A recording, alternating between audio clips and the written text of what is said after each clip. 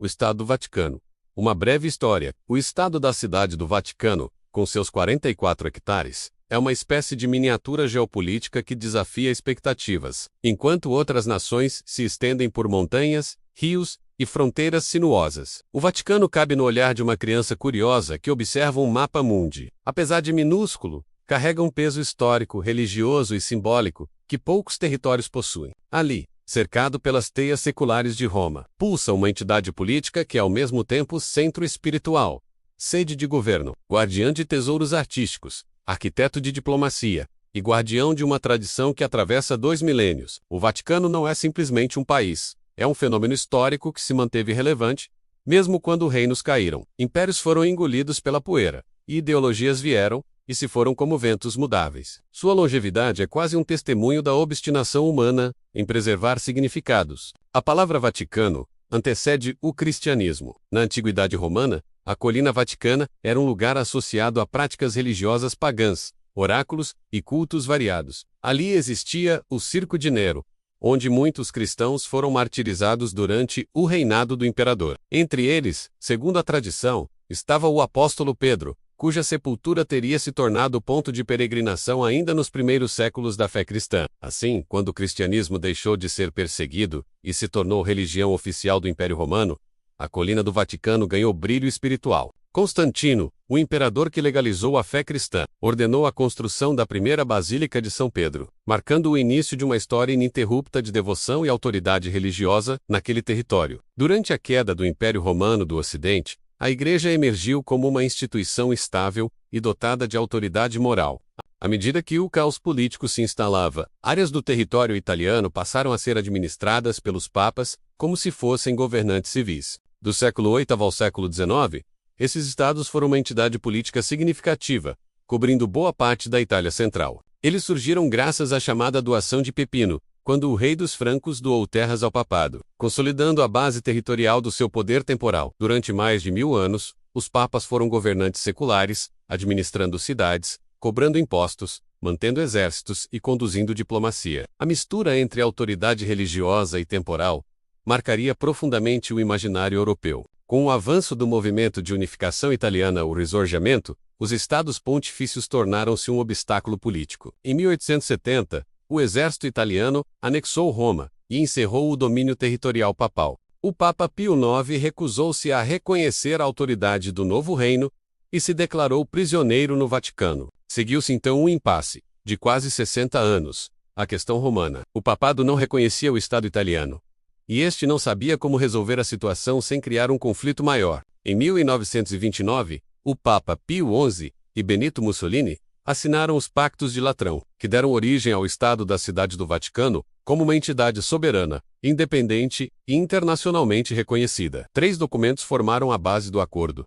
Tratado político reconhecia a soberania da Santa Sé sobre o Vaticano. Concordata definia relações entre Igreja e Estado italiano. Convenção financeira tratava de compensações pela perda dos antigos territórios pontifícios. A partir daí, o Vaticano tornou-se oficialmente o menor Estado independente do mundo e um dos mais influentes. O Vaticano é uma monarquia eletiva, com um Papa exercendo poderes supremos, legislativo, executivo e judicial. Não há divisão de poderes nos moldes modernos. O Papa governa com auxílio da Cúria Romana, o complexo organismo administrativo, que funciona como um governo nacional, misturado com um gabinete espiritual. Entre os pilares da administração estão Secretaria de Estado equivalente ao ministério mais poderoso, congregações atualmente chamadas de dicastérios, após reformas recentes, que lidam com temas como doutrina, evangelização e caridade, tribunais eclesiásticos, prefeituras e governatorados responsáveis pela gestão do território. O modelo político do Vaticano não busca replicar democracias modernas. Sua função não é servir a cidadãos, mas a missão espiritual da Igreja Católica. O Vaticano tem cerca de 800 habitantes formais, mas a cidadania não é herdada nem permanente. Ela é vinculada ao serviço prestado ao Vaticano, tais como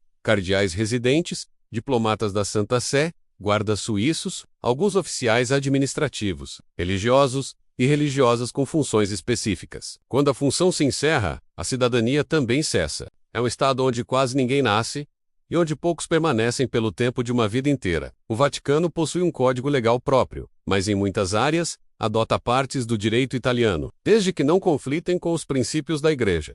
Tribunais atuam em temas civis, criminais e administrativos. Casos emblemáticos como processos por vazamento de documentos e investigações de corrupção interna mostram que o sistema jurídico, embora pequeno, funciona de maneira real com juízes, advogados e sentenças. O Vaticano possui uma economia tão peculiar quanto seu território. As principais fontes incluem donativos dos fiéis, especialmente o chamado Óbolo de São Pedro, turismo, venda de ingressos para museus, especialmente os museus vaticanos, lojas e produtos oficiais, filatelia e numismática, com moedas e selos disputados por colecionadores, investimentos financeiros, administrados por entidades vaticanas, e produção editorial. Importante: o Vaticano não cobra impostos dos seus poucos habitantes, e sua economia não se baseia em setores tradicionais como indústria ou agricultura. A administração financeira do Vaticano tem sido alvo de críticas e reformas ao longo das últimas décadas.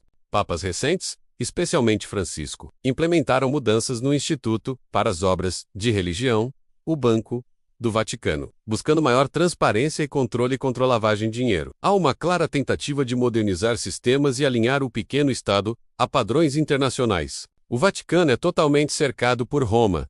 Seus muros, alguns medievais, outros renascentistas, criam um perímetro que guarda um microcosmo silencioso, em meio ao burburinho da capital italiana. Além dos 44 hectares principais, o Vaticano possui propriedades extraterritoriais em Roma, como Basílica de São João de Latrão, Basílica de Santa Maria Maior, Castel Gandolfo, a residência de verão dos papas, edifícios administrativos e instituições culturais. Esses espaços gozam de imunidade semelhante à de embaixadas. A Basílica é o coração espiritual e simbólico do Vaticano. Uma obra monumental, ergue-se como uma espécie de montanha arquitetônica, moldada por séculos de fé e arte. Mestres como Michelangelo, Bernini e Bramante deram forma à cúpula, à praça e ao interior magnífico que atrai milhões de peregrinos por ano. A cúpula, vista de longe, funciona quase como um farol da fé católica. Os museus vaticanos guardam uma das coleções de arte mais importantes do planeta. A Capela Sistina, com os afrescos de Michelangelo, é um templo visual onde o teto parece flutuar entre cores e anatomias que contam a caminhada humana diante do divino.